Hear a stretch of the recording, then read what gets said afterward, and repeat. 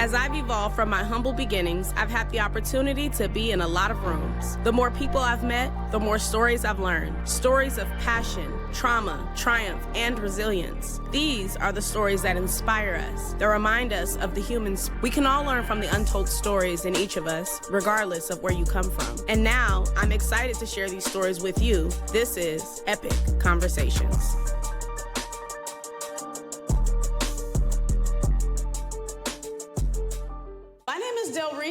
And I am the host of EPEC Conversations. It is a podcast that I started about 2 years ago. EPEC is an acronym. It's spelled EPEC, and it stands for Everyday People, Extraordinary Circumstances. So it's a podcast where we tell human stories of passion, trauma, triumph, and resilience. I'm really excited to be here today to talk to two of the folks here that have experienced Rising Sun's programs over the past decade. Many of you are connected to Rising Sun in a multitude of different ways. Maybe you've been in a program, maybe you're on the board, maybe you're a donor, or maybe you're like somebody who was drugged here tonight by somebody you love. Regardless, I'm super excited to have all of you all in the room. I had the opportunity to talk to Pedro sitting right here, who found out about Rising Sun looking at our building on the freeway and followed up to be here tonight. So it's that kind of draw and the kinds of community individuals that we have in this room, and your energy is gonna make this experience that much more rich. So thank you all for being here. Tonight, we have a very special program. We're gonna hear from Diana. Diana immigrated from El Salvador at a young age. Yes, let's clap it up for Diana. She has grown into an incredible advocate and leader in sustainability and works right here at Rising Sun. Can we clap it up for Diana? Come on up here and join me. We're also going to hear from Jovonda. Jovonda started in our Women Building the Bay program almost a decade ago, and she turned a pivotal moment in her life after being incarcerated into a career in the trades, and now she has a renewed sense of purpose almost a decade in. Let's give it up for Jovonda.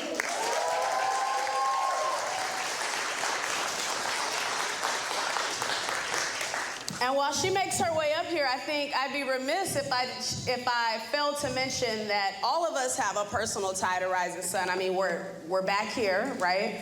After being introduced to Rising Sun so many years ago. I myself, Rising Sun was the first organization I ever signed a W-4 for. So I was 14 years old after somebody came to my classroom in the 9th grade talking about Rising Sun, what Rising Sun was now almost 20 years ago. And so this is a different organization in a lot of ways. We've expanded, we've grown, but it's also, our ethos is very much the same. And that's what I'm excited about. I now have the opportunity to serve on the board here at Rising Sun. And so when we talk about full circles and what we're doing here today, I'm a living example of Rising Sun's impact to be sitting here now almost 20 years later to have this conversation with you two. So let's clap it up for the mission and the work. Let's clap it up for these incredible women. Okay, so let's go ahead and get right into this. Before we get into the meat of your stories, I like to think of Rising Sun as a place of transformation. People come here to be transformed. They come here to evolve into whatever that next level of themselves is. Before Rising Sun, if you had to describe yourself in one word, what word would you use to describe who you are? Motivator. I would say I was floating before Rising Sun. Elaborate on floating and motivator. Yes, so I would say I was floating because I really didn't have a purpose. I was going through the motions of going to school. I had recently graduated high school. I didn't really have any plans for the summer. My headspace was just make it to college, get through those classes, and get your degree. Rising Sun came into that and really allowed me to do something to better myself during that summer. At the beginning, it was just money for me. I didn't know who Rising Sun was, what they did, but that really helped me point me in a direction that impacted the whole trajectory of my life. What about for you when you say motivator? I'll say motivator due to the fact that I was always motivating everybody else and wasn't motivating myself. Okay, so Deanna, let's start with you. You first moved from El Salvador here to the United States at a young age. You were about 9 years old? Yes, about to turn 10. About to turn 10. So that's a very impressionable age. I used to teach fourth graders, so I know them 9 and 10-year-olds real well, okay? So you grew up in Richmond, similar to me. How did your experience as an immigrant coming here at this young age in this new world, how did that impact how you saw yourself in the community you grew up in? Yeah, so being an immigrant really shaped every aspect of my life at that young age. When I came here, I didn't know English. I was very much always a part of the other. I didn't fit in at school. I struggled a lot with the bullying, with really just trying to navigate these systems that were put into place that I had no idea about. My entire life kind of got uprooted, and I had to learn how to move through this world that was so foreign to me. I had to step up along with my sister to really translate for my parents and help them also navigate this place that was so foreign, that was so not friendly to who we were, our backgrounds. I remember seeing how much abuse like my parents went through with their own employers. But they didn't have the option to say like, hey, let me quit. You know, they had us to take care of. And thanks to their sacrifice, that's the reason why I'm here. So that really shaped who I was, what I cared about, because I started noticing all those things. You know, I started learning English, I started seeing, you know, how I was treated, how my peers were treated, and really the lack of resources everywhere. You know, going to school in Richmond, I went to Stige Elementary School. Every year, they would threaten to close the school down. And, you know, it was insane to kind of experience looking back at it now. It's like they wouldn't let the sixth graders play in the playground because we were too big, you know? So coming from such underfunded institutions, like that kind of carried me through my, you know, my early years here. I started becoming a little bit more civic-minded and getting involved in my community. I started working with Rise Center as one of the youth leaders there to help push this law, which some of you might be familiar with, is the Richmond Kids First, trying to get more funding for preventative services for young people like myself. And that really pushed me to be a little bit more out there. It helped me realize that, you know, elected officials a lot of the times were not there looking out for the best interest of everybody in the community. I remember having to put my boxing gloves on with the mayor at the time because he was offering me opportunities, but that's not what I wanted. What I wanted was opportunities for all of my peers. So, you know, it's all of us or none of us. That's kind of what came to mind for me then. How old were you at this time? I was around, I would say 16, 17 when all this let's clap it up for that. Let's clap it up for that. To be empowered at that young age, to even go up against a mayor, to say, no, this is my point of view. I always, you know, I'm really interested in youth development, and especially in cities, right? And I think a lot about cities like Chicago that I've had the opportunity to spend time in, where young people are activated and they see themselves as drivers in their future, right? Here you are in Richmond, and I know how Richmond is and the disparities that people experience in their schooling experience in Richmond, and at 16, here you are going up against the status quo. Can you talk about that evolution? Like, going from not speaking any English and then learning the language, adapting socially to see yourself as a driver in your community and a real force for change. What happened psychologically for you over time? I think I got angry. I got angry because nobody really understood the experience that young people in Richmond were going through. Even me, myself, you know, I was privileged, and I would see my classmates being gunned down, being forced to join gangs, and doing all of this while being villainized, having so many cops in school, having all these systems in places that made no sense. So it really made me angry, made me tap into my female rage, really, because, you know, navigating this space as like a woman of color, I got looked down a lot by a lot of elected officials, even just folks in general, because they didn't see the potential that I had, didn't see the power that I held within me.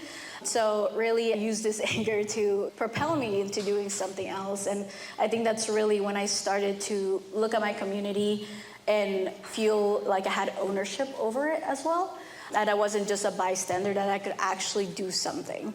And, you know, telling my classmates like, hey, like we should actually be parts of these conversations and do something else, right? And I feel like that's what we carried when we were canvassing, collecting all those signatures, trying to get shut down by some elected officials, you know, like, but, you know, Richmond Kids First did pass a couple years later, but it did pass. So that was a huge win.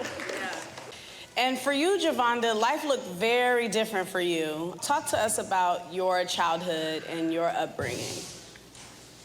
So my childhood growing up in Richmond was very hostile, very uncommon, basically. My grandmother came from Louisiana with 15 kids, and she came in the crack epidemic, and all of my aunties and uncles was on drugs, really having a hard time coping with the fact that she dropped out of school 5th grade and that she couldn't really give us the skill set to teach us what was the key to life, basically. And so I grew up basically trying to take care of everybody else and not paying attention to myself. I grew up being abused and molested and some other things. And so when my sister went to school one day, she told the story of what was going on inside the doors of the home, and we were immediately removed. And so when we were removed, we went straight into foster care. All my life growing up, I was being told, like, I look like my mama, I act like my mama, and people didn't like that. They used to do certain stuff to us in retaliation to our mom. And so when I made it to maybe my 3rd group home, I took it upon myself to go to North Richmond. I went to go find my mom. And I literally caught the bus, the 76, stood out there in North Richmond, stood on the corner, was asking everybody, hey, do you know who Joanne is? Hey, do you know who Joanne is? I look just like her. One lady by the name of Raquel was like, girl, I know who your mama is. I'm about to take you to your mama. And she took me to my mom, and to see my mom in her turmoil was very, like, heartbreaking. And so being 15 years old, it was hard for me because I walked away and I left my sister in a group home. And to this day, my sister carries that remorse against me for leaving her where she is. And so I got introduced to selling drugs from my mom's friend, basically. One thing led to another. I wound up being 15 years old, exposed to the Tenderloin, San Francisco Tenderloin. It was just 24 hours of being outside, walking these streets, selling drugs, basically. And you're how old at this time? 15. 15 years old. So 15, you're here, family is struggling with drugs. Similarly, my family is impacted by the war on drugs as well. My parents, several of my relatives, right? So we know that the war on drugs really ravaged Black and brown communities here in the Bay Area. And we really don't talk about the impact of drugs enough. And that's what a lot of our young people are dealing with right now in real time, right? Some of it in part because of the crack epidemic, but then there are all these other new drugs, and even something as simple as weed that turns into a thing that now our kids are battling addiction with. And so first of all, I thank you for sharing that so vulnerably, and I think it's an important story to highlight. So that led you down a downward spiral. So now you're 15, you're in the Tenderloin. I grew up in the TL, so I know how that is too. So we have Richmond and the Tenderloin in common here. We have foster care and all these other layers. What then happened? So now you're 15 selling drugs in the Tenderloin. How did your life evolve then? So I'm 15, I'm selling drugs in the Tenderloin. My mom is buying drugs from guys in North Richmond. Now one of the guys wants to be a man or whatever, the man role. So I'm introduced to somebody. I wind up being pregnant at 16. I wind up going to juvenile hall in San Francisco, and then it was just back and forth, back and forth. Every time I get caught up in San Francisco, they're sending me back to Richmond. They're sending me back to Richmond. They're like, you can't be in San Francisco. You cannot be in San Francisco. You have no residence to be here. So every time I'm coming back to San Francisco, I'm being kicked back out. And then I get pregnant, and I'm introduced now to a group home where I'm in a group home with other women who are high-risk teenagers with one kid, basically. And so from there, I had a hard time coping with being in that group home because a part of me wanted to be outside still peddling drugs. Was it the excitement of it? It's the What about excitement, it? it's the fast money, it's the not being able to comprehend that I don't want a job. Like, I don't want to wait till Friday to get paid. Like, I want to get paid right now, right this second, and I want to be able to go do what I want to do. And now I wind up catching a case while I'm in the group home. And that just sent me down a whole nother turmoil, and my daughter is gone. And I get the opportunity to come back and I finish out the program, but I'm still wanting to be in the Tenderloin because it's the fast lifestyle. Okay, so let's talk about what happened when you got introduced to Rising Sun. So what led me up to Rising Sun from the turmoil, after doing so much prison time, I've been in and out prison. I think 2015, 2014 was my last run. I came home, I was about 230-some pounds, and I was tired. I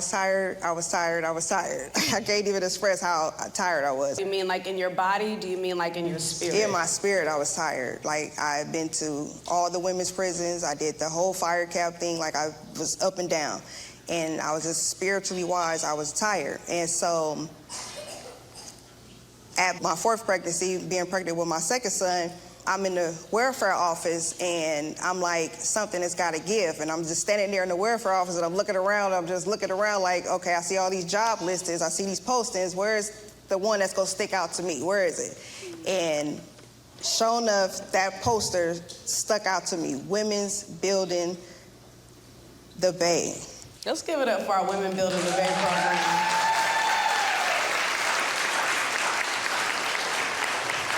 And I have the chills as she's talking because she decided to bring a copy of the flyer that she saw. And that's not the copy, that's the original. This is the original off the bulletin.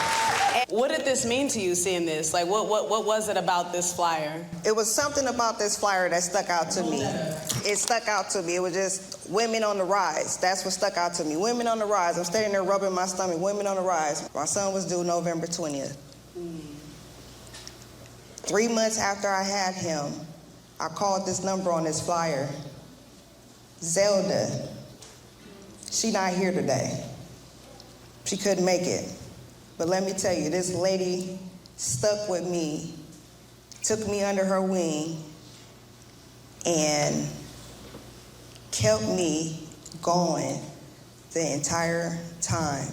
I came to Rising Sun maybe one time with my son because I didn't have childcare and I was breastfeeding, and I had to sit in the back of the class with that last son. And Zelda went out of her way, above and beyond, to make sure that from that day on, I had childcare. I think that's really powerful because, we have all these programs. There are programs galore. If you work in the nonprofit, how many nonprofit employees we got in here? Y'all know the nonprofit space. We got programs for days, right? But rarely do those programs actually consider the whole person, right? So you have this, experience of like, actually, I needed childcare. I brought my kids to the class so that I could be there, which I think really speaks to your resilience and how important that opportunity was to you. And then somebody on staff said, no, we are gonna make every way possible for her to be here so childcare will not be a barrier. I remember failing my classes because, mind you, I grew up in foster care. And I remember one of the directors at Rising Sun at the time, I was taking an AP US history class, and I had completely just decided I was done with it, checked out of the class. And she invited me over to her house, and when I tell you we set up sessions doing crash, like literally just going through the content. I'm trying to make up for a semester's worth of content and like a few weekends, which didn't actually work. But what it signaled to me was how much she was invested in my well-being. This was during the school year, right? So this was after I had already finished my first summer. And I think what you're saying really highlights this thing that's a part of our ethos here in seeing the whole person as they come to you. Let's clap it up again for Jovonda's storytelling. That's really powerful. Now, Diana, you talk to us about how you got to Rising Sun. So you had a friend. The friend said, "Hey, I'm doing this thing. Is you with it or is you not?" And tell me what got you through the door. I mentioned before, it was the money. I saw them working 2-3 jobs at a time to be able to put food on the table, to pay rent, to do all these things. And I knew that my job during that time was to go to school. That's why I came here. They were making all these sacrifices in order for me to get a chance at getting the education that they never could. So when my friend called me up and said, "Hey, there's a job," I was like, "Okay, how much does it pay?" He told me, and I was like, that's way more than any place I had looked into. He seemed to be enjoying it. I had, again, zero clue what it was about. He just told me that, show up, you're gonna do an interview, and you're gonna be a driver.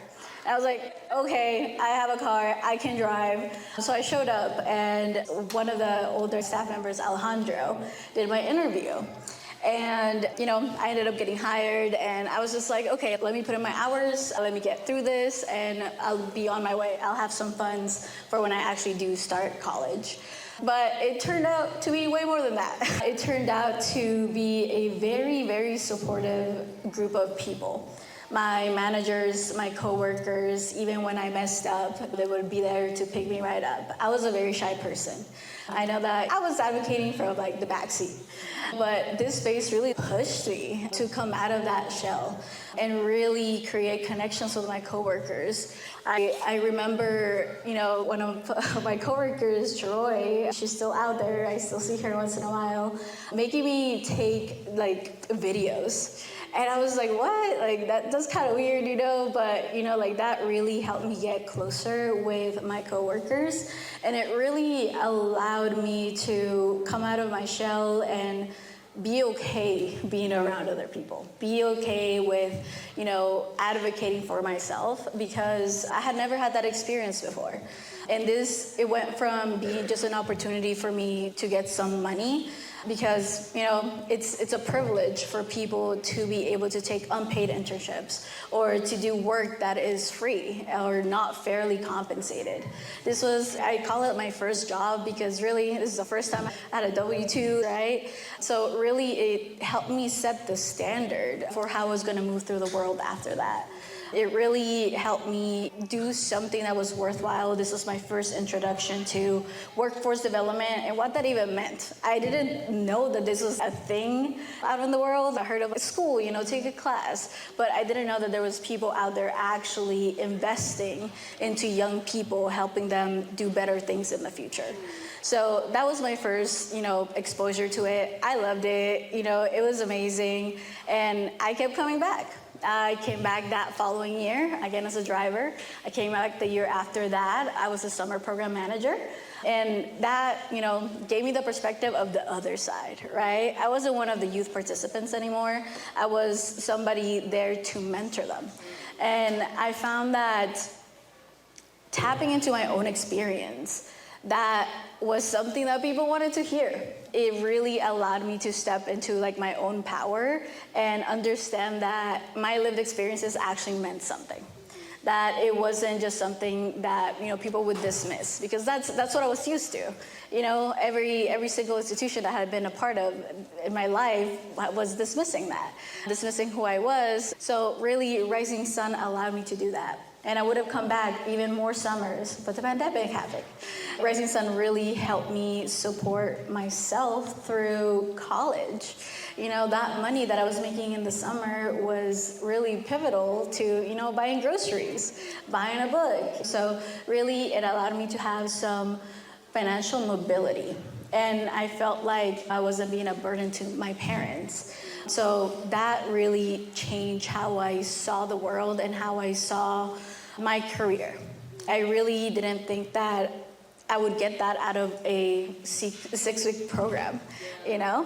No, I think you articulate it so beautifully because, like, what you're able to describe now, having encountered Rising Sun, you know, pre-pandemic, like I felt the same thing 20 years ago. You know what I mean? My sister was there the following summer, okay? We were repeat customers.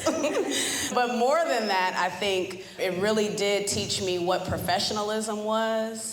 And you were talking to me, let's pivot into career a little bit. For a very short window of time, you worked for another organization. And you said something to me on the phone when we talked. You said, Rising Sun would not treat me like this.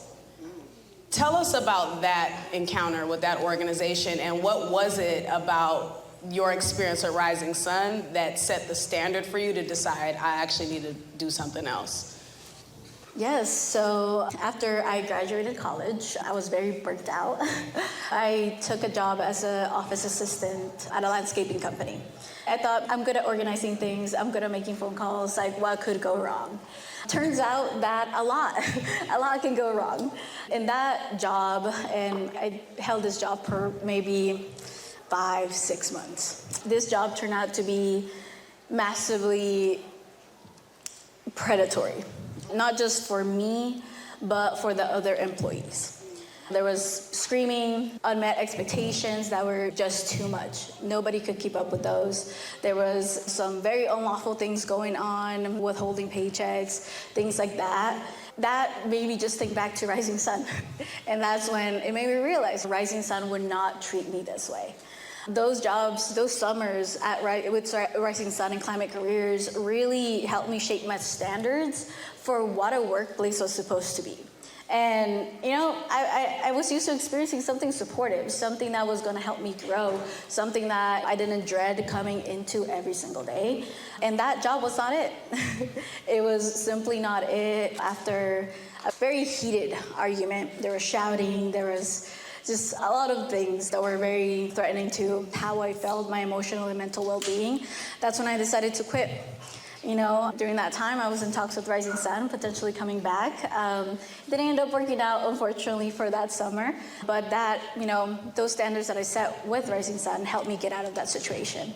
Because I understood I feel like a lot of times, you know, we learn by modeling. We learn by seeing, experiencing.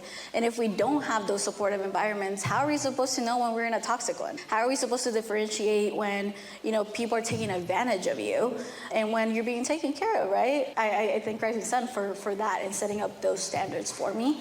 That allowed me to get out of that very difficult situation that I was in. Yeah, thank you for sharing that. Let's clap it up for her. So Rising Sun has literally been like a co-pilot for you at different stages of your career for the better part of the past, what are we looking at, like 7 years now?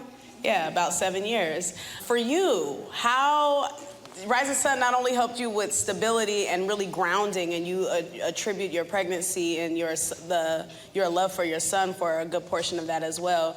How has your experience, your career in the trades evolved since graduating the program? So Rising Sun really helped me with a lot. I had a really dysfunctional cohort. It was a lot of riffraff going on, but what I endured and what I took in the most was during a lot of that riffraff, a lot of that was teaching me to have thick skin to be where I'm at today. The bickering, the chattering, the more motivation than the next person on the left or the right of you, the saw, the electrical, the climbing, the putting up the drywall, all of that shaped and molded me to be able to be the millwright that I am today. Tell us what a millwright is, and why did you choose becoming a millwright? So when I was in Rising Sun, like I said, I'm very go-getter. So I was doing Rising Sun Monday through Friday. Saturdays and Sundays, I was doing Chase Center with Juanita. Juanita's in the building. Juanita, raise your hand. Where you at? Somewhere in the back. Okay, she's sitting down over there. Okay, so Juanita is the reason why I chose Millwright. The Chase Center, going on a Saturday and Sunday, 8 hours a day for free. no reverse in my car, having people push me out. I was interested in being a POW driver. So when they was driving them POWs in at the Chase Center, I'm looking, and the number one thing that always stuck out to me from Rising Sun was pick your trade according to your lifestyle. I go home, I'm YouTubing, I'm looking, I think I can do Millwright. My pops is an all-around mechanic. He done fixed the whole world of Richmond, so I think I can do this. So, watching these videos, I'm even motivating myself even more because I'm like, this is a real different trade that don't nobody talk about. Don't nobody even know what a millwright is. So let me explain what a millwright is. It's installation of heavy-duty machinery. When you at the airport and you picking up your luggage off that conveyor belt, think of me.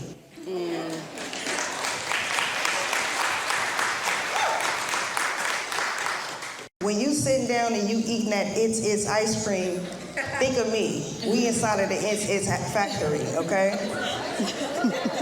I love the It's okay? Let me see, the Eggo plant. When you eating them waffles, think of me.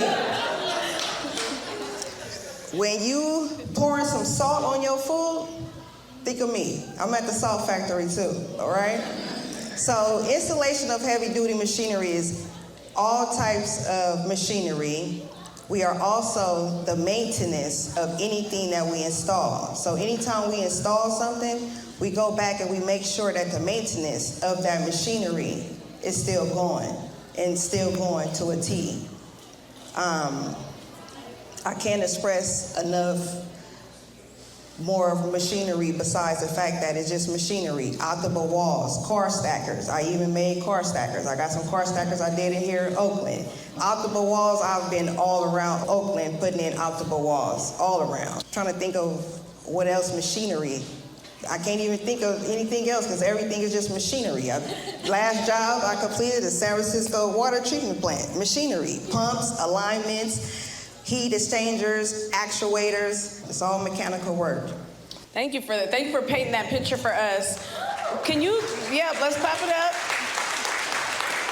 A very participative group. Really quickly, because I know we don't have a lot of time, but I do want you to maybe share with the audience, what has it been like being a Black woman building the Bay Area? What are some of the unspoken tensions, maybe some very explicit things that folks in our program potentially might experience when they land in their careers? The number one thing that you go hear, or what I've heard, when I first came in, I did a lot of being quiet and just listening, and I mean listening. And I'm not racist by no means necessary, but being a millwright in an all-white old man, stuck in their ways, stubborn, I'd had a few people tell me that I should have stayed cooking in the kitchen. And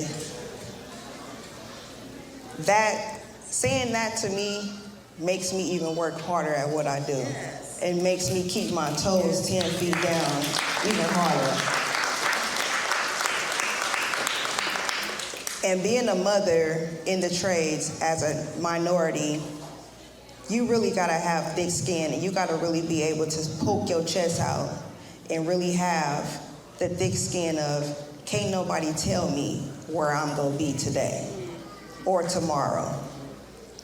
I build thick skin from the support of Rising Sun, Juanita, and Zelda as being the powerful minority in Millwrights today. Thank you.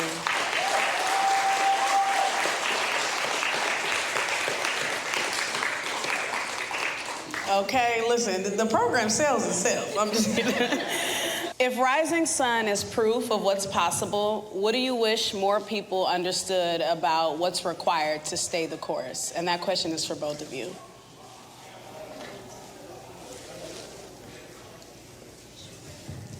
I think people need to understand that failure is not the end. Failure is an opportunity to grow. And growth is so easy with Rising Sun because they're so supportive. I've experienced this both as a youth participant and now that I'm here full-time as a regional manager. And shout out Alejandro, he was the one that I reached out to when I saw that job opening, you know? So even that tells you that the support is there. And I think that the misconception that some people might have is that you need to be good at things right away. And I feel like that's not how we should be approaching life, and that's not how our programs work. We give people second chances, we take them and provide them with everything that is humanly possible within the confines of our organization. So that's why I would like to tell people to give it a try. For me, I'm gonna say, don't let your barriers be your breaking of your life. And I mean, whatever your barriers is that's stopping you from taking your next step to your higher level, don't let that barrier stop you from succeeding even more. Use your support system, use your people, network. Love that. And the last thing I'll say is, if you were talking to somebody, a young, maybe it's you 10 years ago sitting in this room, what would you tell them right now? What would you tell yourself 10 years ago? 10 years ago, let me see. Girl, I'm on the rise. That's all I can say. I'm on the rise to bigger and better things. That's all I can really say. I'm on the rise. What would you tell yourself? Oh, I would tell myself to stop worrying. Just do the thing. Don't overthink it because everything's gonna be fine. Yeah.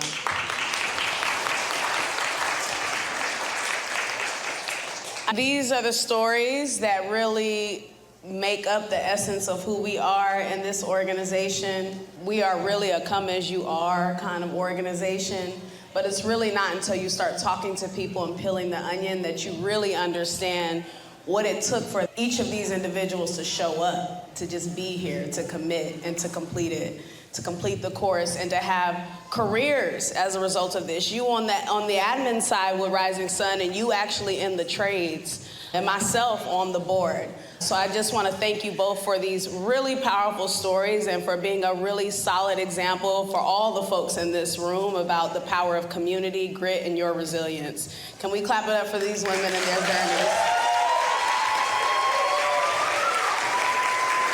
Yeah. A rousing round of applause.